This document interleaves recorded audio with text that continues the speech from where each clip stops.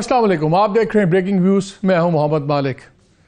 बहुत सी खबरें आज इकट्ठी हो गई हैं। पहले तो आउट ऑफ द ब्लू आज स्पीकर ने जो रिमेनिंग 43 मेंबर्स थे पीटीआई के, उनके इस्तीफे मंजूर कर लिए। आपको याद होगा कल तक वो सारे गए हुए थे इलेक्शन कमीशन में, वहाँ जाके उन्होंने कहा कि जी हम तो अभी इस्तीफे हमारे कबूल ना किए जाएं और अगर आपको स्पीकर भेजें तो फिर उस पर भी आप कबूलियत ना करें। लेकिन आज जो स्पीकर ने अनाउंस किए हैं, उन्होंने स्टांस ये लिया है कि हमने 22 तारीख को ही इनके स्पीकर्स इनके रेजिग्नेशंस एक्सेप्ट कर लिए थे और 22 को डिस्पैच कर दिए थे हमने इलेक्शन कमीशन को। 22 बड़ी इंटरेस्टिंग डेट है। आपको याद है 22 तारीख को 3-4 दिन के लिए असेंबली सेक्रेटरीट बंद कर दिया गया था। कहा था कि जी कोई अनएक्सप्लेन्ड पावर शॉर्ट सर्किट वगैरह कोई हुआ है तो खतरा हो सकता है आग लगने का। तो सडनली वो पूरा सेक्रेटरीट बंद हो गया। सेनेट का भी सेशन था, वो भी एडजर्न कर दिया गया 26 तक। So clearly there was a method to this badness. इनको पता लग गया था कि ये लोग आ रहे हैं, इन्होंने अनाउंस किया हुआ था, तो इनको ना मिलना पड़े ना इनके हम एंटरटेन करना पड़े। इंटरेस्टिंग बात यह है कि 22 तारीख को अगर आप बंद कर रहे हैं तो क्या स्पीकर साहब का सेक्रेटरीट तो उस दिन बंद था, तो क्या उन्होंने घर में बैठ के इस्तीफे कबूल करके भेजे? Anyway whatever. कल के प्रोग्राम में हमारे 2 लॉयर्स थे, हमारे साथ सलमान अबूजर थे, फिर हमारे साथ इरफान कादिर साहब थे, स्पेशल असिस्टेंट तो पीएम है। दोनों का कंसेंसस इस बात पे था कि अगर इसको चैलेंज किया जाता है इन इस्तीफों को तो ये बहुत बड़ा शायद बेनिफिट नहीं मिल पाएगा पीटीआई को, बिकॉज स्पीकर की डिस्क्रिप्शन बड़ी इंपॉर्टेंट है। नियत छोड़ दें, नियत तो क्लियर हमें नज़र आ रही है। तो एक नज़र आ रहा है कि पॉलिटिकल बिल्कुल एक गन पड़ गया इस मुल्क के अंदर। रईस एक असर और भी उस पर आज मसाला डल गया। आज प्रेस कॉन्फ्रेंस एड्रेस की फवाद चौधरी साहब ने, हमाद अजहर ने, और वहाँ बड़ी सख्त ज़बान इस्तेमाल की। वहाँ फवाद चौधरी साहब ने बात करते हुए इलेक्शन कमीशन तो छोड़े, उनके ख़ानदान वालों को भी डराया और धमकाया कि उनके साथ आने वाले दिनों में क्या होगा। गवर्नेंस के बारे में उन्होंने बात करते हुए कहा कि आपके गलों में रस्सियाँ होंगी जो आइन के तहत, क्योंकि आप लोग डेट्स नहीं दे रहे, आप लोग इलेक्शन अनाउंस नहीं कर रहे, तो आप आइन के साथ गद्दारी कर रहे हैं। लग ये रहा था कि बहुत ज़्यादा हार्ड लाइन अप हो रही है। एट द सेम टाइम एक सोशल मीडिया पे एक वीडियो ने भी आग लगाई हुई है जिसमें नज़र आ रहा है कि मोहसिन नकवी साहब जो interim care taker chief minister Punjab हैं, वो अभी हालिया जब आर्मी चीफ सऊदी अरेबिया गए हुए थे तो खाना काबा के अंदर जब गए हैं और वहाँ से बाहर निकल रहे हैं तो उस वफद के अंदर मोहसिन नकवी साहब भी वाज़ेह तौर पर देखे जा रहे हैं। अब आई थिंक वक्त आ गया है कि ये एक्सप्लेन करना ज़रूरी होगा एसपीआर को कि वो किस नौइयत का उनका विज़िट था, वो किस हैसियत उस पर थे, क्योंकि पहले ही इमरान खान ने इल्ज़ाम लगा चुके हैं कि जिन लोगों ने मेरे नाम पे लाइन लगाई, जिन लोगों ने मेरे नाम पे सुर्ख लकीर खींची, वही लोग हैं जिन्होंने मोहसिन नकवी साहब को चीफ मिनिस्टर पंजाब बनवाया है एंड विद अल्टीरियर मोटिव्स बनवाया है। तो दोनों चीज़ें कॉरस्पॉन्ड कर रही हैं। इकॉनमी का हाल आपने देख लिया, वो बिल्कुल तबाही के दहाने पे हम खड़े हुए हैं। रिजर्व्स हमारे ना होने के बराबर हो गए हैं। आज वज़ीर आज़म ने बार बार बड़ा ज़ोर दे के कहा कि हम IMF के साथ हर कीमत पे अपनी डील करेंगे और उनकी शराइत पूरी करेंगे। उस पर बाद में बात करेंगे। प्रोग्राम के पहले हिस्से में हमें ज्वाइन कर रहे हैं फवाद चौधरी साहब, और प्रोग्राम के दूसरे हिस्से में मैं मिफ्ता इस्माइल साहब से बात करूँगा, बिकॉज उनका भी जो नया एक री इमेजिनिंग पाकिस्तान का प्लेटफॉर्म बना है, अचानक उस पर भी बड़े सवाल उठ रहे हैं कि ये 3 लोग, वो शाहिद खान अब्बासी और मुशफ़ाक़ खोखर साहब, किसने इकट्ठे कर दिए और किस किस्म की बातें हो रही हैं, उस पर भी बात करेंगे। लेकिन पहले हमें ज्वाइन किया फवाद चौधरी साहब ने। अस्सलाम वालेकुम। जी अस्सलाम वालेकुम। चौधरी साहब, बड़ी सख्त ज़बान आपने इस्तेमाल कर दिया। वो इलेक्शन कमीशन पर तो गुस्सा समझ आ रहा है, ये ख़ानदान बीच में कहाँ से आ गए? आपने कहा वो उनके ख़ानदान वाले, तो वो तो बड़ा थोड़ा सा बात it's being perceived in a different way. देखिए, बात यह है कि जो इस वक्त की सिचुएशन है उसमें तलखियां पैदा कर रही है ये लोग। तो आइन कानून को बिल्कुल इन्होंने पामाल कर दिया हुआ है, तमाशा बना हुआ है। इलेक्शन में आर्टिकल 105 कह रहा है कि जब डिसॉल्व होगी असेंबली इलेक्शन की डेट देंगे। आज हफ्ता हो गया है, ये गवर्नर और जो इलेक्शन कमीशन है, इसलिए ये कोई अपने क्लर्क तो नहीं है, ना इनको कोई आइन की परवाह है, ना इनको कानून की परवाह है। अगर ये पर्सनलाइज हो रहे हैं तहरीक इंसाफ के खिलाफ और हमारे खिलाफ, तो फिर हमें भी पर्सनलाइज होने का हक है। अगर आइन और कानून को बिल्कुल ही तहवाला कर देना है, और जिस तरह आपके इंटरव्यू में बिल्कुल सही कहा, एक मजाक बना हुआ है पाकिस्तान के अंदर, अगर आपको इस तरह से चलाना है तो इसके क्या कॉन्सिक्वेंसेज होंगे। ये तो नहीं है कि हम हाथ पे हाथ बढ़े रहेंगे या हम भूल जाएंगे। भूलते तो नहीं है ना लोग, फिर भूलते नहीं है और फिर उसके कॉन्सिक्वेंसेज होते हैं। اور وہ کانسیکوینسز پھر بیئر کرنے پڑتے ہیں. نہیں وہ تو پھر ایک مسلم لیگی سینیٹر صاحب نے بھی تقریر کر دی تھی کہ ججز ہم تمہارے پہ تمہارے خاندان پہ زمین تک کر دیں گے پاکستان کی, اور آپ لوگوں نے اس کو بڑا کرٹیسائز کیا تھا. مجھے سمجھ آ رہی ہے کہ آپ الیکشن کمشنر کے خلاف بات کریں, آپ جتنے لوگوں آپ نے کہا کہ جو یہ گورنمنٹ جوائن کریں گے ہم ان کا حساب کریں گے, بالکل سمجھ آتی ہے. ایون آپ نے گورنرز پہ سخت زبان استعمال کی, لیکن آپ نے اس کو کوالیفائی کیا کہ آئین کے تحت پھانسیاں لگتی ہیں تو لگیں, رسے گردنوں میں پڑیں گے. بٹ وین یو سے کہ ہم آپ کے اور آپ کے خاندان, تو وہ تو ایک بڑی سیریس تھریٹ آپ دے رہے ہیں. خاندانوں کو کس طرح بیچ میں لا سکتے ہیں؟ کیا آپ ان کے گھر والوں کو تشدد کریں گے, کیا کریں گے؟ ٹوٹلی آپ نے اس کا بڑا ایک خطرناک دھمکی بن جاتی ہے یہ. نہیں کوئی دھمکی شمکی نہیں ہے, یہ تو آپ کو بتایا ہے میں نے. آئین اور قانون کے اندر رہنا چاہیے. آئین اور قانون سے ہٹ کے اگر آپ انتقام کے نشانے بنائیں گے لوگوں کو, اگر آپ اس طرح سے پرسنلائز کریں گے, اس کے کانسیکوینسز ہوں. میں نے بس اتنا ہی کہنا تھا. باقی آپ نے اپنا مسئلہ کیا نہیں, میں کوئی مسئلہ نہیں, کانسیکوینسز کیا ہو سکتے ہیں فواد؟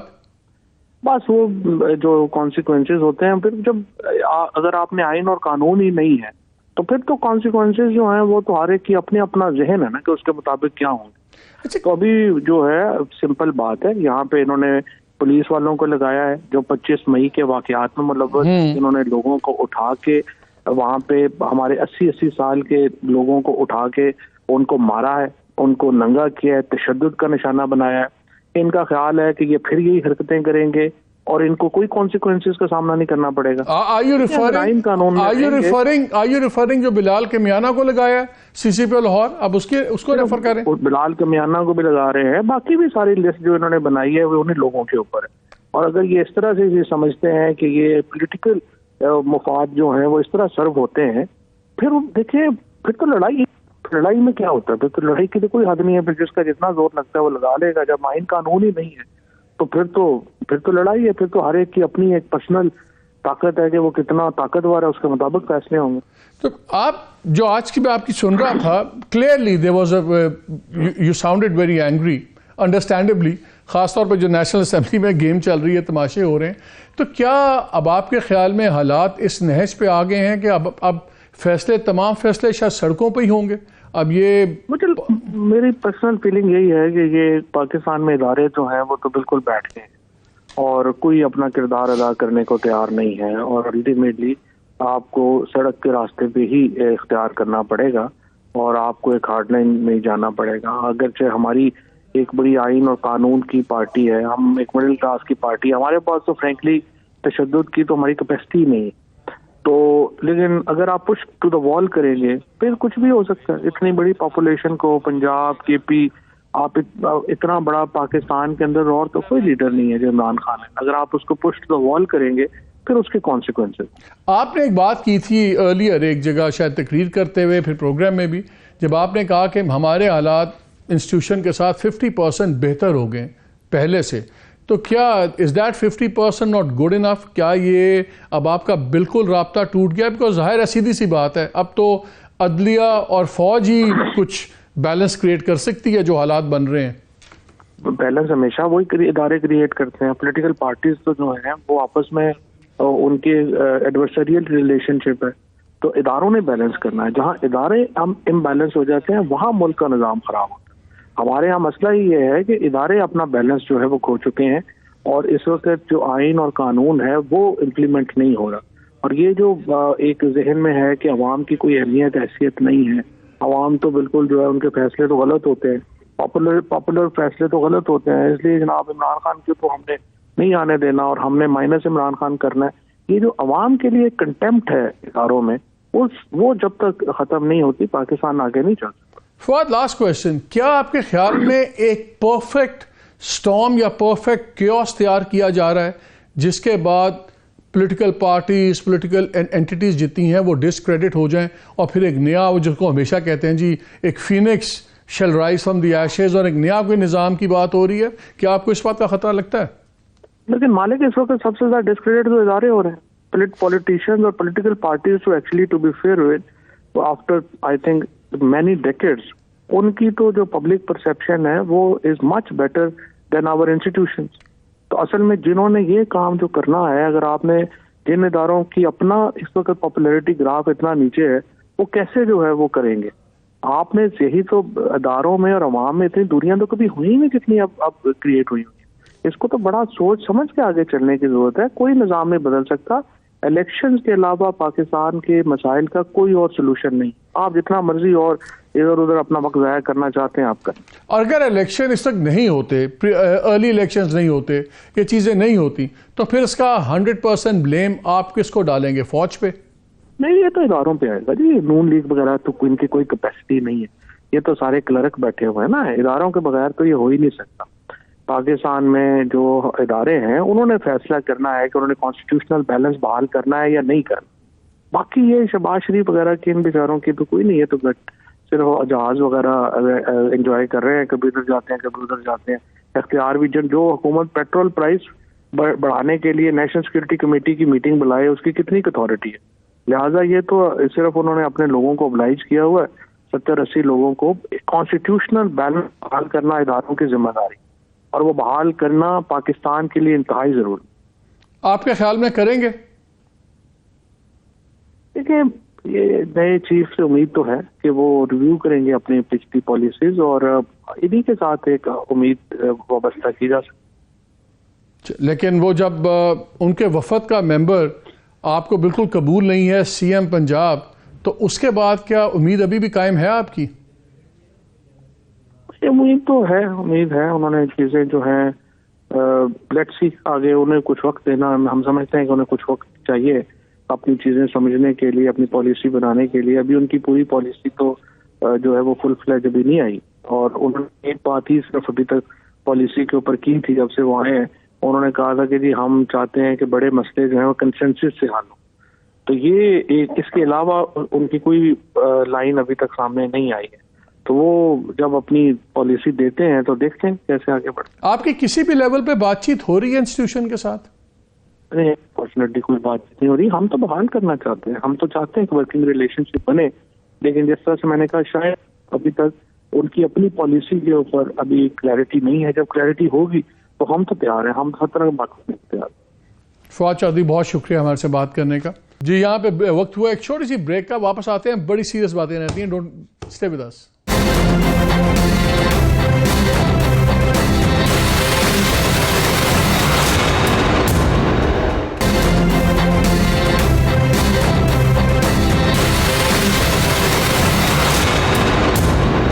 آپ نے فواد چودھری کی باتیں سنی، ذرا اس پہ بھی تاثرات لیتے ہیں. ڈاکٹر مفتاح اسماعیل کے باقی باتیں بھی ان سے کریں گے. السلام علیکم مفتاح صاحب. وعلیکم السلام. ساری باتیں سن لی ہے، بتائیں. وہ کہہ رہے ہیں کہ اب صرف جو بیلنس ہے وہ ادارے ہی کریٹ کر سکتے ہیں، باقی تو بالکل تباہی ہوگی. ڈو یو اگری ود ہم؟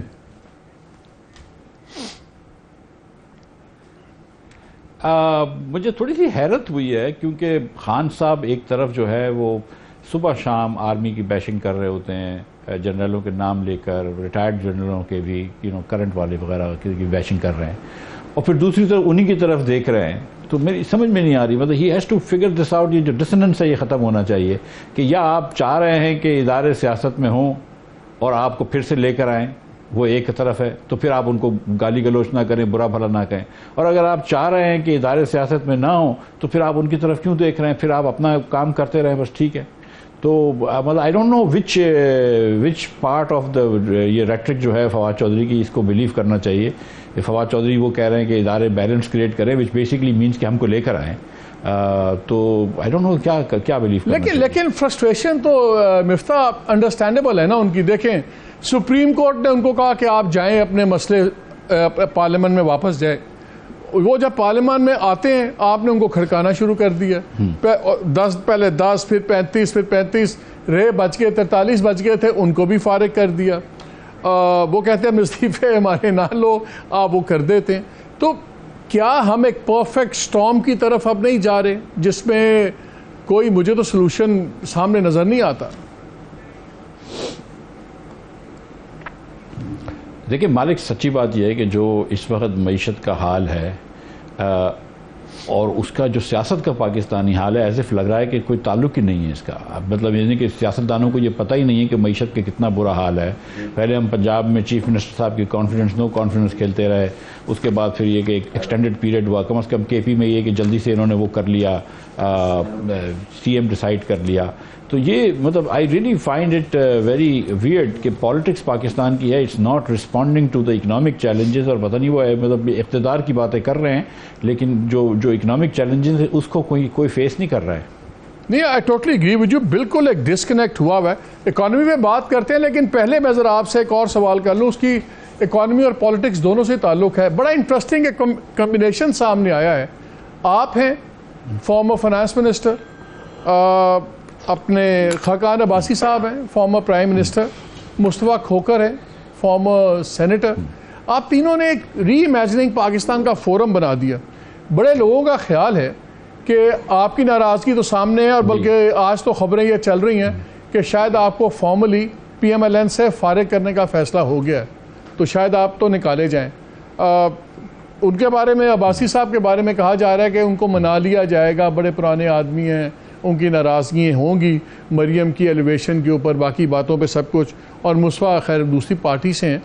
ایک کویشچن یہ اٹھ رہا ہے کہ اچانک یہ کہاں سے تینوں اکٹھے ہو گئے, اور شاید آپ لوگ ہراول دستہ ہیں اسٹیبلشمنٹ کا جو ایک آلٹرنیٹ فورم بنا رہا ہے, اور کل کو کوئی نیشنل گورنمنٹ یا اس قسم کا ڈرامہ ہوتا ہے تو اس میں شاید ایک پرائم منسٹر بن جائے گا, آپ فائنانس منسٹر بن جائیں گے, مصطفیٰ آئی ڈونٹ نو کیا بنیں گے. لیکن کس کے کہنے پہ آپ لوگ کر رہے ہیں اچانک؟ خاص طور پہ آپ نے پہلا فنکشن بھی اپنا کوئٹہ میں کیا ہے, لوگ کہتے ہیں گیرزن سٹی میں جا کے کیا, تو یہ میسج بھجوایا گیا سب کو.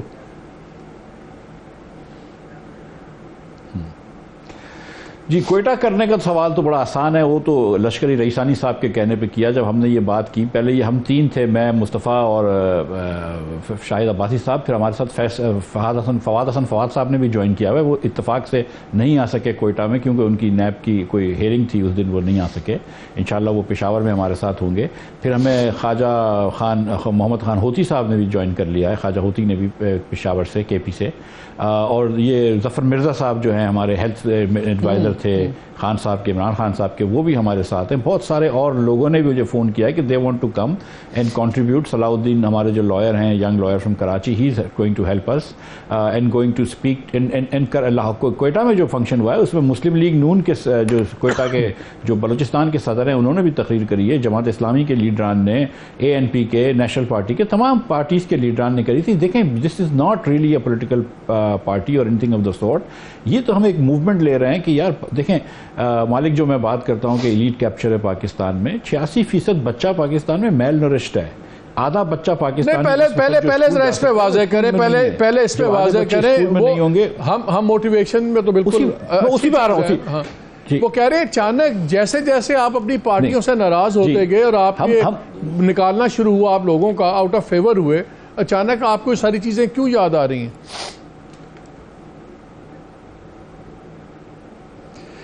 میں مطلب I can tell you this very honestly that Mustafa and I had been talking about this for a long time, and شاہد عباسی صاحب کو بھی میں کہہ رہا تھا even when I was a finance minister کہ سر کوئی لیگیسی کا کام کریں. you've been a prime minister, I've been a finance minister, ایسی چیز چھوڑ کے جائیں لیگیسی میں کہ اللہ تعالیٰ مطلب ہم کو کوئی ثواب بھی ملے گا اور ہمارا کوئی دنیا بھی یاد رکھے گی کہ ہم اچھا کام کچھ کر کے گئے.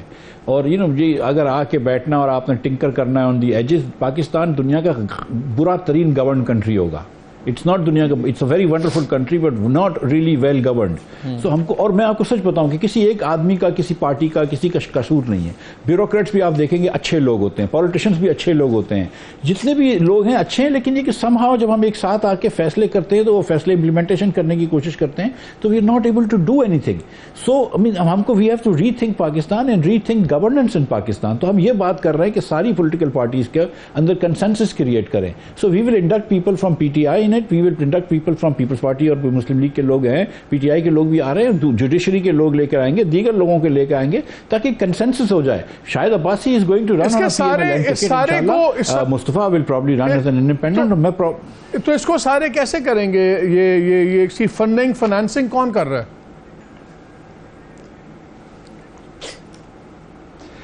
جو کوئٹہ کے اندر فنکشن ہوا تھا، ایک سیمینار ہوا تھا، اس کے اندر لشکری رئیسانی صاحب نے آئی گیس اور میر ہمایوں کرد صاحب نے جو ہے اس کی فائنینسنگ کری تھی.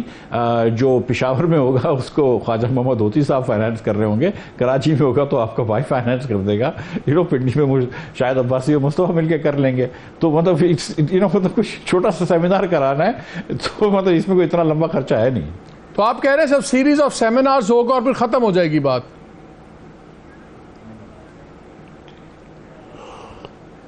نہیں، اس کے بعد ہمارا دل ہے کہ ہم ایک وائٹ پیپر ایشو کریں یا کوئی کتابچہ ایشو کریں کہ بھئی یہ مسائل ہیں، یہاں ہم کو جانا ہے اور یہ طریقہ کار. اور آپ جو فارغ ہو رہے ہیں اس کے بارے میں کیا خیال ہے؟ جو اطلاع آ رہی ہے کہ آپ کو فارغ کرنے لگے ہیں پی ایم ایل این سے، کیا آپ پہلے ہی فارغ ہو گئے ہیں مینٹلی کہ اب آپ فارملی بھی فارغ ہو رہے ہیں؟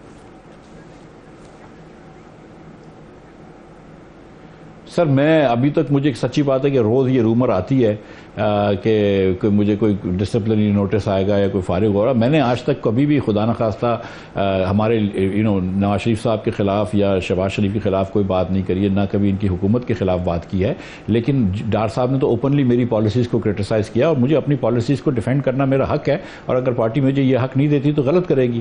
تو میں مطلب I stand by every thing that I have said. میں نے کوئی ایسی بات نہیں کری جس میں خدا نخواستہ کسی کو انسلٹ کیا ہو یا کوئی بدتمیزی کری ہو. لیکن if I believe in free market and now تو اللہ کی مہربانی سے یہ بات سب کو ظاہر ہو گئی ہے کہ مفتاح کی پالیسیز جو تھیں وہ ٹھیک تھیں.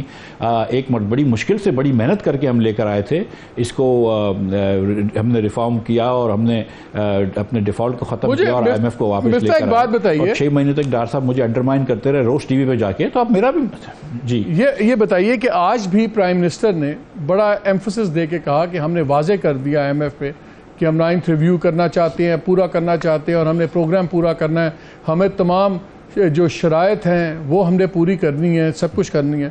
لیکن تو اب ڈار صاحب سے وہ کیا IMF ڈار صاحب سے بات نہیں کر رہی ہے؟ ڈار صاحب IMF سے بات نہیں کر رہے؟ سر یہ تو مجھے نہیں پتا، لیکن مجھے یہ بڑی اچھی خوشائند بات تھی 2-3 دن پہلے جب حکومت کا یہ فیصلہ آیا کہ ہم IMF سے بات کریں گے. جو اخبار میں آیا تھا کہ 2 میٹنگیں لی ہیں پرائم منسٹر صاحب نے خود اور پھر یہ فیصلہ کیا، تو یہ بڑی اچھی بات ہے. جو آج اخبار میں سٹوری آئی ہیں وہ یہ ہے کہ IMF جو کہہ رہی ہے کہ آپ تھوڑے سے پرائر ایکشن پہلے کر لیں before we come. I think کہ یہ 2-3 چیزیں کرنی چاہیے.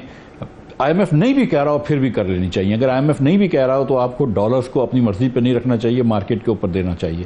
جب آپ ڈالر کو مارکیٹ کے اوپر دے دیں گے اور مارکیٹ کے اندر پاکستان کا ڈیفالٹ کا رسک کم ہو جائے گا تو آٹومیٹکلی جو ہولڈنگ ہو رہی ہے ڈالرز کی، جو اسٹور آف ویلیو کی وجہ سے لوگ خرید رہے ہیں، وہ خود بخود خریدنا کم ہو جائیں گے، ڈیمانڈ کم ہو جائے گی، ڈالر نیچے آ جائے گا. لیکن اگر آپ یہاں پر ڈیفالٹ کا رسک لے کر بیٹھیں گے تو اوبیسلی ڈیمانڈ فار ڈالر بڑھ جائے گی، جو آرٹیفیشل ڈیمانڈ ہے. تو اس کو کم کرنے کا طریقہ یہی ہے کہ آپ اپنے ڈیفالٹ کے رسک کو بچا لیں. اب آپ نے جو فیصلہ کر ہی لیا ہے اور اس پہ تو ہم سب ایگری کرتے ہیں اب کہ IMF کو لے کر آنا ہے، تو پھر بسم اللہ کریں. تو آئی تھنک کہ 2-3 چیزیں کرنی ہیں. اگر گیس کی پرائسز کو ایڈجسٹ کرنا ہے تو وہ کر لیں، اگر کوئی ڈالر کی پرائسز کو ایڈجسٹ کرنا ہے تو وہ کر لیں، پیٹرول اور ڈیزل کی پرائسز کو ایڈجسٹ کرنا ہے تو وہ کر لیں. یہ فیصلے بالکل مشکل ہیں. مطلب I can see how difficult it is few months before elections to do this. اور مجھے یہ بھی اندازہ ہے کہ خان صاحب جو ہے اس کے اوپر بہت سارے تانے دیں گے حکومت کو. لیکن اب چکر یہ کہ آئی انڈرسٹینڈ کہ پولیٹیکلی اٹس ویری ڈیفیکلٹ، لیکن given a choice between Pakistan economy and or politics, I think economy جو ہے اس کی برتری ہونی چاہیے، اس کو پریفرنس دینی چاہیے. یہ مجھے بتائیں، جب گورنمنٹ ٹیک اوور کی تھی آپ لوگوں نے تو 10.9 بلین ڈالرز تھے ریزروز ہمارے. آج 4.5 سے بھی نیچے آ گئے ہیں، 4.4 4.3 کہا جا رہا ہے. جب آپ کو سپٹمبر میں فارغ کیا گیا اس کے بعد پھر 45% نیچے آیا ریزرو، اوور آل 60% نیچے گرا ہے اب پچھلے 7-8 ماہ میں. ہو از رسپانسبل؟ کیا گورنمنٹ نے صحیح وقت پہ فیصلے نہیں لیے اور ابھی بھی نہیں لے رہی؟ رسپانسبل کون ہے ان تمام چیزوں کا؟ ہر چیز کا الزام دائیں بائیں باہر نہ ڈالیں. لوگ کہتے ہیں کہ پالیسی پیرالسس ہے اور سب سے بڑے جو ہے وہ آپ لوگوں کی گورنمنٹ کے ہی پرابلمس ہیں. دیکھیے فروری سے لے کر اپریل تک جو تھا وہ 17 بلین سے 10 بلین پہ آ گیا تھا، اور جس ہفتے مجھے وزیر بنایا تھا تو 10.3 بلین یا 10.4 بلین تھے، 10.9 بھی نہیں تھے. بڑی تیزی سے گر رہا تھا. اور میں نے آ کے کوئی 3 چیپٹرز تھے، 2 چیپٹرز کسٹم کوڈ کے، ان کو ذرا سا سلو کروایا، گاڑیوں کی امپورٹ کو سلو کروایا، موبائل فون کی امپورٹس کو سلو کروایا، الیکٹرانک گڈس کی امپورٹس کو سلو کروایا. تو میں نے کرنٹ اکاؤنٹ ڈیفیسٹ کو بھی کنٹرول کیا وداؤٹ کنٹرولنگ دا ڈالر. اور اس کے اندر ہم نے تھوڑا سا، جب بعد میں مجھے کافی عرصے تک اجازت نہیں ملی تھی پیٹرول کی وغیرہ کی پرائز بڑھانے کی، جب بعد میں بڑھائی تو اس کے بعد تھوڑا سا کنزمپشن اس کا بھی کم ہوا، انرجی ڈیمانڈ بھی کم ہوئی. اب پاکستان کے اندر 2 مسئلے ہیں مالک. ایک تو یہ کہ ہم چھوٹا سا کرنٹ اکاؤنٹ ڈیفیسٹ بھی رن کرتے ہیں یا بڑا سا رن کرتے ہیں، اور دوسرا کہ 10 سالوں سے 20 سالوں سے جب ہم ایکچولی 70 سالوں میں سے 3 یا 4 مرتبہ ہم نے نہیں رن کیا ہے، ورنہ ہم کرنٹ اکاؤنٹ ڈیفیسٹ رن کرتے ہیں تو آہستہ آہستہ قرض ہمارے اوپر بڑھتا رہتا ہے. اب آپ کے اوپر 100 ارب ڈالر کا قرض ہو گیا ہے، آپ کو اوسطاً 20-22 بلین ڈالر سال کے واپس کرنے ہیں. جی وقت ہے بریک کا، اور پتہ لگ رہا ہے کہ کیپنگ ہٹائی جا رہی ہے ڈالر کی. اگر وہ ہٹ جاتا ہے تو کچھ ریشنلٹی تو آ جائے گی، لیکن مہنگائی پہ کیا اثر ہوگا، سب پہ باتیں کریں گے اس بریک کے بعد. اسٹے ود اس.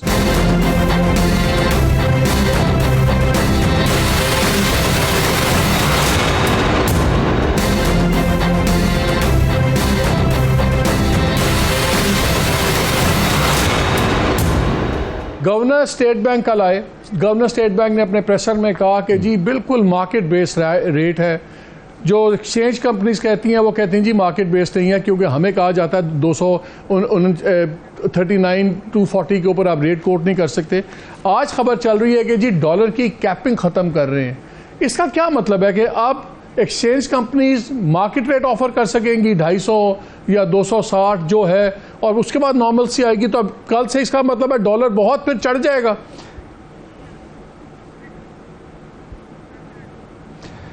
دیکھیے ایکسچینج، آپ نے انٹر بینک کے ڈالر کو بھی کنٹرول کرا ہوا ہے. Anybody who says otherwise is not telling you the truth. آپ نے ایکسچینج کمپنیز کے ڈالرز کو بھی ایک ریٹ پہ رکھا ہوا ہے، اس ریٹ پہ کام نہیں ہوتا ہے، سچی بات ہے، اور پیچھے سے کام ہو رہا ہوتا ہے. اور ایک ریٹ جو ہے وہ پشاور وغیرہ کے اندر مارکیٹ میں کھلتا ہے اور کراچی میں بھی کھلتا ہے، جس سے افغانستان بھی ڈالر جاتا ہے. افغانستان اگر کوئی افغانی کرنسی سے ڈالر خریدتا ہے تو اس پہ پاکستانی روپے کی قیمت پہ کوئی فرق نہیں پڑتا، لیکن جب پاکستانی روپے سے افغان سٹیزن ڈالر خریدتا ہے تو اس سے فرق پڑتا ہے. اب اگر آپ نے یہاں پہ ڈالر سستا رکھا ہوا ہے لیس سے کراچی، لاہور وغیرہ میں، اور پشاور میں مہنگا ہے، تو ظاہر ہے کہ dollar will go just high pressure سے لو پریشر پہ جاتا ہے، تو dollar will flow where the rate is higher, تو ڈالر جو ہے ادھر جا رہا ہے. اب اگر آپ نے اس کو میچ نہیں کرنے دیا تو ڈالر افغانستان جاتا رہے گا. تو آپ نے تھوڑا سا میچ کرنا پڑے گا. لیکن آپ کو ایک دوسری چیز بھی سیکھنی سمجھنی پڑے گی کہ آپ روپے میں افغانستانیوں سے آپ خرید رہے ہیں کوئلہ یا دیگر چیزیں، اگر آپ ان سے روپے میں چیزیں خریدیں گے اور اس کے پاس روپے آئے گا تو وہ ڈالر تو کنورٹ کرے گا، otherwise what is he gonna do with the rupee. So آپ ان کو روک نہیں سکتے، نہ روکنا چاہیے، لیکن آپ کو ریٹس جو ہے وہ صحیح کر دینے چاہیے. دیکھیں میں سچ بتاؤں، ان دس ڈے اینڈ ایج اب آپ ریسٹرکشنز ڈال کے کہ اس کو کر لو، یہ اس کو بند کر لو، ان سے چیزیں نہیں ہوتی ہے.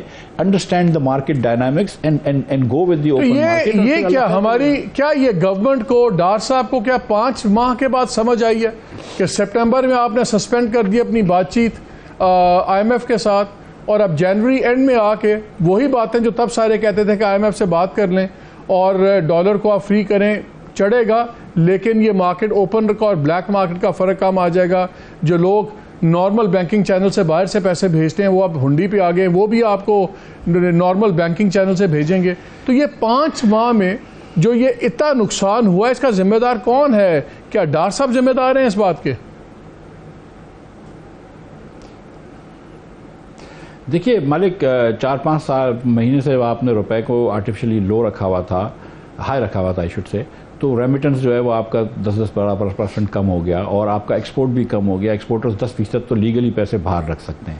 دوسرا آپ کا جو ورسٹ تھنگ ہے کہ آپ کا ایک تھوڑا سا رسک پرسیپشن بڑھ گیا ڈیفالٹ کا، اور اس رسک پرسیپشن بڑھنے کی وجہ سے ڈیمانڈ فار ہولڈنگ بڑھ گئی ڈالر کی، کہ جن کے پاس 1 کروڑ روپیہ بھی پاکستانی پڑا ہے وہ یا سونا خرید رہے ہیں یا ڈالر خرید رہے ہیں. That's not really good for the economy.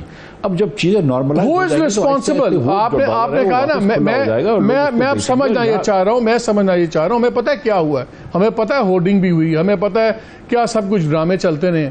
یہ کون رسپانسبل ہے؟ کیا یہ فائنانس منسٹر رسپانسبل ہے اس پالیسی کا، یا وزیر اعظم رسپانسبل ہے؟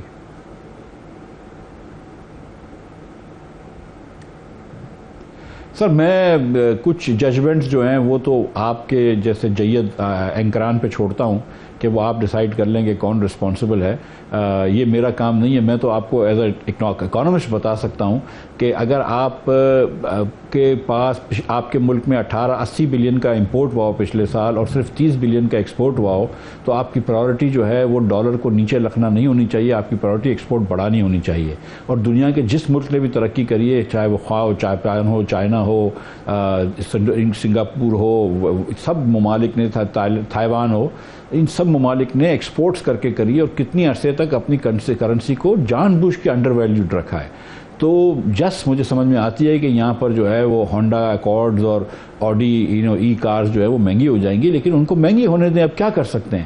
اور جہاں تک آپ اگر غریب کو مسئلہ آ رہا ہے تو آپ کے پاس بڑا اچھا ایک وہ ہے, ہائی وے ہے, NSPR کے ڈیٹا ہے بسپ کا, آپ اس کو وہاں پہ ایڈریس کریں, جس کو IMF بھی منع نہیں کرتا ہے. آپ ادھر پیسے خرچ کر سکتے ہیں, مگر آپ پورے ملک کو سبسڈی دے رہے ہیں, آپ پیٹرول سستا رکھ رہے ہیں, اپنے کاسٹ سے کم بیچ رہے ہیں, جب آپ کے پاس کوئی پیچھے گنجائش. لیکن اگر یہ سخت فیصلے, یہ سخت فیصلے, آپ بھی تو 5-6 ماہ فائنانس منسٹر رہے تھے نا, اگر آپ نے بھی یہ سارے فیصلے شروع میں سخت فیصلے اکٹھے لے لیے ہوتے تو لوگوں کی تو اتنی چیخیں نکلنی تھی جتنی آج نکلنی, لیکن اب فائدے تو نظر آنے شروع ہو جاتے. آپ بھی لٹکاتے رہے معاملات کو, یہ لوگ بھی لٹکاتے رہے, تو پھر آپ لوگوں کا جو پالیسی پیرالائسس ہے یہ ذمہ دار ہے نا ہماری مشکلات کا. دیکھیے ہم تو, میں سچ بتاؤں آپ کو کہ میں تو ایک دوسرے دن ہی چلا گیا تھا اپریل میں جب وزیر بنے تھے, پرائم منسٹر صاحب کی اجازت سے اور ان کی منشا سے IMF سے بات کی, اور اسی وقت IMF نے کہہ دیا تھا کہ تمہارا بجٹ دیکھ کے ہی ہم اپروو کریں گے. تو یہ بات سب کو پتا تھی, لیکن تو اس سے پہلے ہم جلدی سے بجٹ دینے سے پہلے کر نہیں سکتے تھے, اور جیسے ہی بجٹ آیا تو پھر IMF سے ہم نے اگریمنٹ کیا اور سب کچھ کیا اور پیسے آ گئے, اور اس سے اسٹاف لیول اگریمنٹ پہلے ہو گیا تھا. لیکن اس کے اندر بھی ظاہر ہے کہ میں تو اجرت کر رہا تھا کہ ہم جلدی سے پیٹرول اور گیس وغیرہ مہنگی کر دیں, لیکن دیگر لوگ جو تھے وہ نہیں مان رہے تھے پارٹی کے اندر, تو اس کی وجہ سے کچھ دیر ہوئی جس کا نقصان بھی ہوا. لیکن بہرحال جو لیکن پھر بھی ہم نے جون تک یہ سارے فیصلے لے لیے تھے اور کر لیا تھا. یہ جو ایک مرتبہ اور بڑی مشکل ہوئی تھی, اس کے بعد جب پٹری پہ چڑھ گئے تھے تو میں خیال پھر کنٹینیو کرنا اتنا مشکل نہیں تھا, لیکن ظاہر ہے کہ اپنے آپ کو ہٹایا کیوں؟ اگر آپ پٹری پہ تھے اور لوگوں کی سوچ اور ہے, اگر آپ پٹری پہ چل گئی تھی, اکانومی ٹھیک تھی, آپ کو ہٹایا کیوں سپٹمبر میں مرزا صاحب؟ نہیں, پروگرام پٹری پہ تھا. میں یہ نہیں کہہ رہا ہوں کہ میں ٹھیک تھا, پروگرام ایک دم ٹھیک تھا, اور پروگرام میرے خیال سے ٹھیک چل رہا تھا. کچھ بالکل آبویسلی ڈیفیکلٹ چوائسز تھے. ہر 15 دن بعد ایک بڑی بحث ہوتی تھی, یا مہینے دن بعد جب پیٹرول کی قیمتیں بڑھ رہی ہوتی تھی, کبھی بڑھتی تھی کبھی کم ہوتی تھی, ایک بڑی بحث ہوتی تھی. Party was oversensitive I think to the price of petrol and changes. And سچی بات ہے کہ پھر انہوں نے فیصلہ لیا کہ مجھے ہٹا دیا جائے. تو جب آپ لوگوں نے اتنا شور مچایا کہ جی عمران خان مائن فیلڈ بچھا کے چلے گئے, پیٹرول 10 روپے سستا کر دیا, 5 روپے فلانا کر دیا, اور وہ کیا یہ بات ٹھیک ہے کہ پہلے آپ لوگوں کا فیصلہ یہ تھا کہ اگلے دن ہی آپ اس کو واپس ریورس کریں گے اس ڈیسیجن کو, اور پھر آخری موقع پہ چینج ہو گیا کیونکہ آپ لوگوں نے بھی 1 مہینہ وہ چلنے دیا, تو 100 بلین کے قریب جو نقصان ہوا وہ آپ کی وجہ سے ہوا, آپ کی گورنمنٹ کی وجہ سے. آپ لوگوں نے اگر عمران کی مائن فیلڈ تھی تو فوراً اس کو الٹا کیوں نہیں کیا؟ اسی لیے تو اس کو مائنڈ فیلڈ کہتے ہیں نا, کہ وہ فوراً مائنڈ کو پکڑ کے آپ الٹا نہیں کر سکتے. اور یہ بہت سارے آبویسلی کولیشن گورنمنٹ تھی اور بہت سارے ویوز تھے کہ اس کو پہلے دن آ کے تو یہ کہ فرسٹ ڈے پرائم منسٹر سے اسپیچ کر کے یہ تو نہیں بولے گا کہ میں تمہارے 40 روپے پیٹرول مہنگا کر رہا ہوں, یا 24 روپے اس دن پیٹرول سستا, ڈیزل آپ تو سیاست, آپ سیاست تو نہیں, آپ تو ریاست کو بجانے آئے تھے. مجھے یہ بتائیں, میری اطلاع یہ ہے کہ پہلے یہ طے تھا کہ آپ اور شاہد خاقان اگلے دن پریس کانفرنس کر کے یہ ریورس کریں گے عمران خان گورنمنٹ کے ڈیسیجنز کو, پھر آخری موقع پہ یہ فیصلہ بدلا گیا. یہ کیا صحیح ہے؟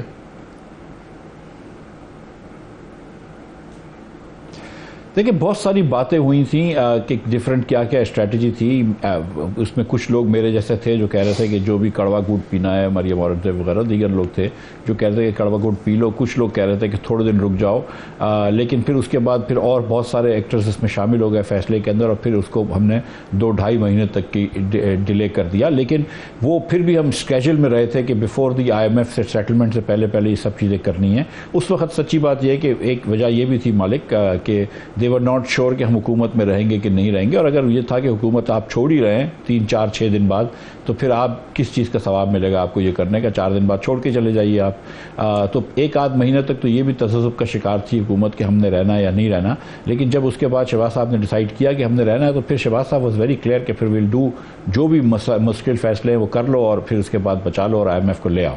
پھر he was very clear about that. یہ جو کل انہوں نے 1% مارک اپ بڑھایا, آپ ہی نے گورنر یہ لگائے تھے اور انہوں نے اس کا ریزن دیا جی انفلیشن کم ہوگی, اگرچہ ہر بار ہم نے دیکھا جب بھی مارک اپ پڑا پوری انڈسٹری نے ریئیکٹ کیا. انہوں نے کہا جی پہلے ہی تباہی ہوئی ہے, اوپر سے آپ اور کاسٹ آف بزنس مہنگی کر رہے ہیں, تو اس سے فرق تو کوئی نہیں پڑنا. گورنمنٹ سب سے زیادہ تو گورنمنٹ ادھار اٹھاتی ہے کمرشل ریٹس پہ, بینک سے, سب سے خود ہی مارک اپ بڑھاتی ہے, ہمارا اور قرضے کی ادائیگی بڑھ جاتی ہے, ہمارا بجٹ ڈیفیسٹ اور بڑھ جاتا ہے. اور میں ایک آرٹیکل دیکھ رہا تھا آج, بڑی اچھی رپورٹ ٹریبیون میں تھی, اس میں لکھا ہوا تھا کہ جی ایک فائنانس منسٹری کے فنکشنری نے انانیمٹی کے کنڈیشن میں بتایا کہ جب 1% آپ یہ کرتے ہیں مارک اپ انکریز کرتے ہیں تو قریباً 170 ارب کا بجٹ ڈیفیسٹ بڑھتا ہے. تو یہ پھر کیا عقل مندی ہے یہ 1% بڑھا دینا؟ کاروبار پہلے ہی تباہ ہوئے ہیں, انفلیشن کم نہیں ہو رہی, بجٹ ڈیفیسٹ اور بڑھ رہا ہے, تو پھر فائدہ کیا؟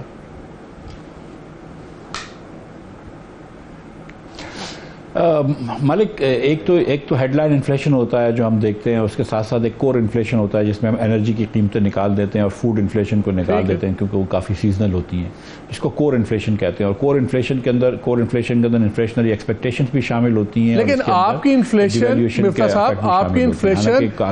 انفلیشن کے کازز سپلائی ڈریون ہیں, ڈیمانڈ ڈریون نہیں ہے.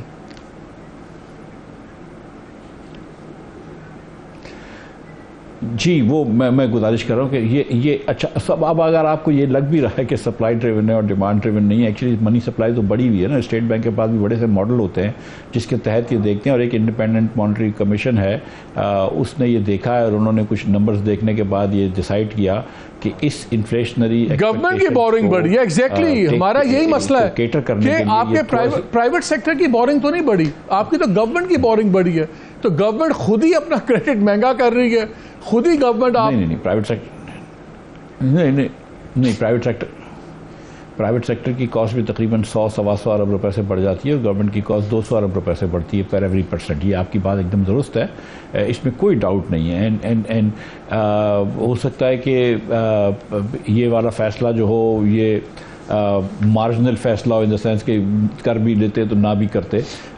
تو انہوں نے they went towards abundance of caution. انہوں نے ڈیسائیڈ کیا کہ یار اس کو تھوڑا سا اور ٹائٹ کر لو, مزید منی سپلائی کو ٹائٹ کر لو, کیونکہ پیچھے سے جو ہے دیکھیں سچی بات یہ ہے کہ گو کہ آپ 228 روپے کا 230 روپے کا ڈالر انٹر بینک میں بیچتے ہیں, لیکن جو آدمی جس کی کموڈٹی آتی ہے وہ 230 روپے کے ریٹ سے, وہ 230 کے حساب سے نہیں بیچ رہا ہے. جوڑیا بازار میں جو چیزیں بک رہی ہیں وہ 270 کے حساب سے بک رہی ہیں. سونا آپ کو پتہ ہے 280-270 کے حساب سے بک رہا ہے, کیونکہ ریپلیسمنٹ ڈالر آپ کا مہنگا ہو گیا, تو آپ نے انفلیشن تو اسی حساب سے 17% والا 17% والا مارکا بھی 17% والا مارکا بھی آپ کو تو شاید 18% پہ ادھار مل جائے گا. میرے جیسا اگر کوئی بندہ ہوگا یا کوئی چھوٹا کاروباری ہوگا اس کو تو 22-23-24% پڑے گا. 17% جو سکتے ہیں 5-6% تو اس کے اوپر سپریڈ ایڈ ہو جاتا ہے, تو کیسے وہ کام کرے گا؟ سر بالکل آپ کی بات درست ہے, لیکن جب آپ کے پاس یہاں پہ پیسے ہی نہیں آ رہے ہوں, آپ کے پاس ڈالرز نہیں آ رہے ہوں, فورن انویسٹمنٹ نہیں آ رہی ہو, آپ کی ریمیٹنس کم ہو گئی ہو, تو اسٹیٹ بینک کے ٹول باکس میں بھی بہت کم ٹولز رہ جاتے ہیں. اور یہ ان کے پاس ایک ٹول ہے, بلنٹ ضرور ہے, اس کے بہت سارے مضر اثرات بھی ضرور ہوتے ہیں.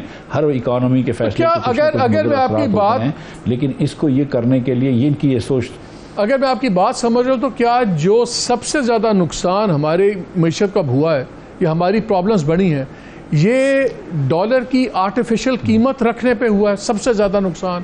بیکاز آپ کی 20% سے زیادہ باہر سے پیسے لوگوں کے کم آئے, انہوں نے وہ حوالہ میں بھیجے سب کچھ, تو کیا یہ سب سے بڑا ایک فیکٹر ہے؟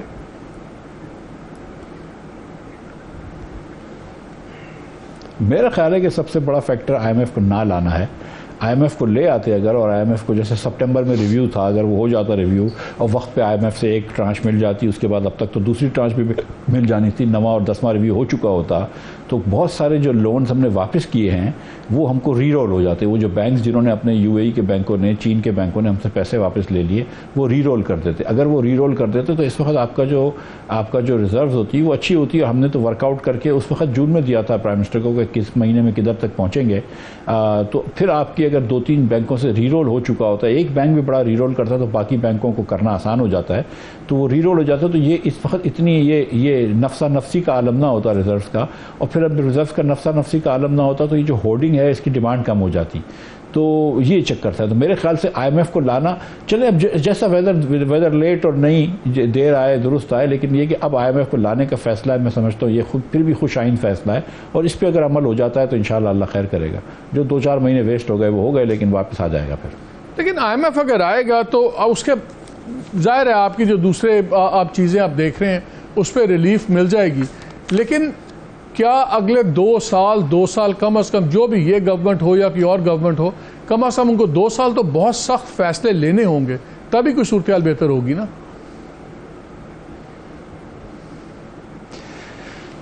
دیکھیے آپ کو سخت فیصلے لینے ہوں گے، ورنہ یہ 2 سال میں بھی اگر آپ نے نہیں لیے تو آپ کے تیسرے سال بہت اور مشکل ہو جائے گی. جو لوگ یہ کہتے ہیں کہ ہم کو اگلے 2-3 سال $20 ارب واپس کرنے ہیں، میں وہ گزارش کرنا چاہتا ہوں کہ یہ جو $20 ارب آپ واپس کریں گے، یہ بھی قرض لے کے واپس کریں تو اگلے چوتھے سال بھی آپ کو واپس کرنے ہیں. تو کبھی نہ کبھی ہم کو اب یہ فیصلے کر کے اپنی معیشت کو ریفارم کرنا، اور ریٹ بڑھانا ریفارم کرنا نہیں ہے. آپ نے ریفارم کرنے کا مطلب یہ ہے کہ آپ اس کی پرائیویٹائزیشن کریں. ریفارم کرنے کا مطلب یہ ہے کہ آپ لائن لاسز کم کریں. ریفارم کرنے کا مطلب یہ ہے کہ آپ UFG کم کریں. بہت ساری اور چیزیں ہیں. تو جب یہ ہم فیصلے لے لیں گے، پرائیویٹائزیشن کریں گے اور دیگر چیزیں کریں گے، اپنی اکانومی کو کمپیریٹیو بنائیں گے تاکہ ہم ایکسپورٹ زیادہ کر سکیں، یہی اس کا حل ہے. اس کا کوئی اور حل نہیں ہے. میں as an economist and as a business man یہ بات سمجھتا ہوں کہ آپ کوئی جادو کا طریقہ نہیں ہے. آپ نے بیٹھ کے محنت کرنی ہے، اپنی چیزیں پرائیویٹائز کرنی ہے، اپنی چیزوں کو اسٹریم لائن کرنا ہے، اسٹیٹ اونڈ انٹرپرائزز کو ایفیشینٹ کرنا ہے تاکہ آپ کی معیشت پوری ایفیشینٹ ہو جائے، آپ ایکسپورٹ زیادہ کر سکیں. اور اب آپ کو 2-4 سال جو ہے، یہ کوئی پولیٹیکل گورنمنٹ چاہے آپ کی ہو چاہے PTI کی ہو، کسی کی ہو، کیا اس کے پاس اتنا پولیٹیکل کیپٹل ہے کہ وہ اتنے سخت فیصلے لے سکے؟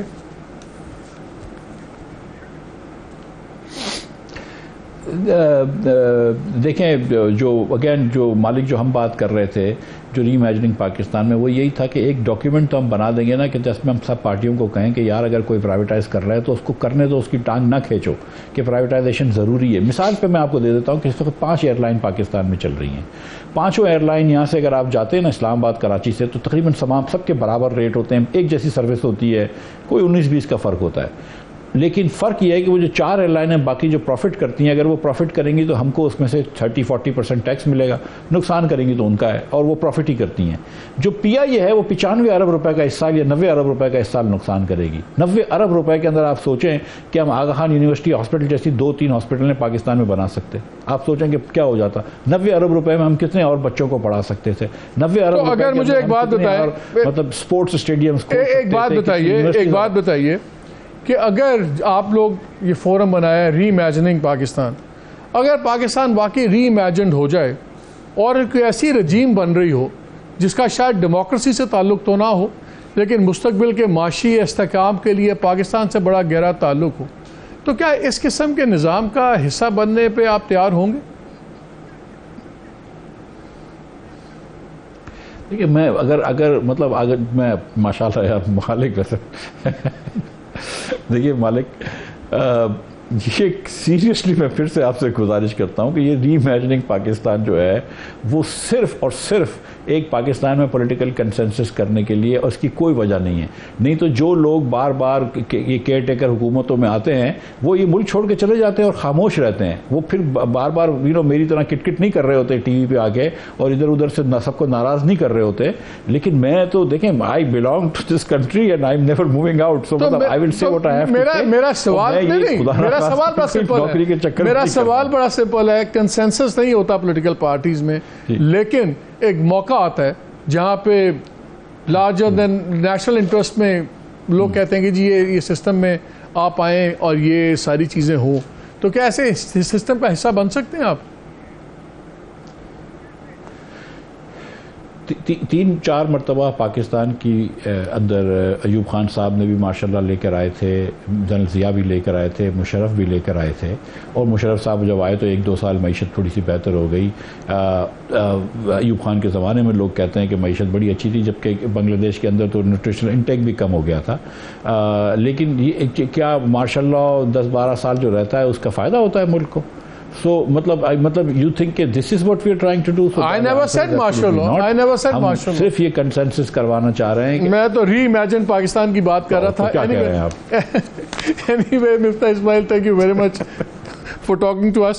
لیکن معاشی حالات تو بہت خراب ہیں، سیدھی سی بات ہے۔ اس وقت ہمارے پاس $500-600 ملین ایسے ہیں جو ایکچولی ہم استعمال کر سکتے ہیں، باقی تو مانتے ہی پڑی ہوئی ہیں، سب کچھ ہے۔ انرجی کا سیریس کرائسس ہے۔ رپورٹ آئی ہے جو لیٹسٹ، اس کے مطابق پیٹرولیم ڈویژن نے یہ وارن کیا ہے اسٹیٹ بینک کو کہ جی اگر ریلسیز وغیرہ نہ کھلی جلدی تو یہ ڈرائی ہو سکتے ہیں ہمارے ریزروائرز وغیرہ۔ ایک آئل کارگو PSO کا کینسل پہلے ہی ہو گیا ہوا ہے، دوسرا ایک شیڈیول تھا لوڈنگ کے لیے 23 جنوری کو، وہ ابھی تک اس کی LCs کنفرم نہیں ہوئی، ابھی تک ویسے ہی ہے۔ ایک کروڈ آئل کارگو تھا ایک PRL کے لیے، وہ تقریباً 5,32,000 بیرلز کا تھا، وہ بھی ابھی پھنسا ہوا ہے کیونکہ اس کی LCs نہیں کھل رہی۔ اور 2 پیٹرول کارگوز ہیں PSO کے، وہ ابھی تک پروسیس کے اندر ہے کیونکہ ان کے لوکل بینکس ان کی LCs نہیں کھول رہے۔ یہ تو ان کا رہ گیا آپ کا انرجی کے اوپر۔ باقی جو ریزروز کی حالت ہے وہ آپ کے سامنے ہے، جو اکانومی کی حالت ہے تقریباً 25 سے 30%۔ زبیر موتی والا صاحب کے اگر فگرز ہم مانیں، اور وہ ٹریڈ اتھارٹی آف پاکستان کے CEO ہیں، ان کے مطابق 25 سے 30% جو ہے وہ انڈسٹریز کی پروڈکشن کم ہو گئی ہے۔ 8.5% سے زیادہ ان امپلائمنٹ ہم ایکسپیکٹ کر رہے ہیں۔ اگر گورنمنٹ نے سخت ڈیسیژنز نہ لی تو وہ یہ چیزیں سنبھلی نہیں ہیں۔ حال گورنمنٹ کا اس وقت یہ ہے کہ آج کیبنٹ میٹنگ ہوئی اور اس میں توشہ خانہ جو فیوریٹ سبجیکٹ ہے اس گورنمنٹ کا، اس پہ بڑی لمبی بحث ہوئی کہ جی اس کا بتائیں کیا فیصلے کرنا ہے، کیونکہ اسلام آباد ہائی کورٹ میں، لاہور ہائی کورٹ نے ڈیڈ لائنز دی ہوئی ہیں 6 اور 7 جنوری کی کہ آپ اس میں بتائیں کہ لسٹوں کا کیا کرنا ہے۔ وہ دوبارہ منسٹریل کمیٹی کے پاس بھیج دیا گیا ہے کہ وہ اب ریکمنڈیشنز دیں تاکہ فیصلہ کریں کہ کب سے کھولنے ہیں۔ بہت بحث ہوئی کہ نہیں لیٹسٹ سے شروع کریں، ماضی سے نہ شروع کریں۔ شاید ایک ریزن یہ بھی ہو کہ ایک وزیر اعظم صاحب نے گاڑی لی وہاں سے جو 7 سال تک استعمال کی، اور 7 سال کے بعد توشہ خانہ میں شو کرائی گئی اور پھر اس کے پیسے دیے گئے۔ شاید یہ بھی ایک ادغن ہو سکتی ہے، اس کے علاوہ اور بھی بہت سی چیزیں ہو نوز۔ لیکن جہاں پہ توشہ خانہ کے فیصلے نہ ہو سکیں، کیا وہ گورنمنٹ اتنے بڑے فیصلے لے گی جو اس ملک کی اسٹرکچرل اکنامک ریسٹرکچرنگ کر سکے؟ Time will tell. اجازت دیجیے، اللہ حافظ۔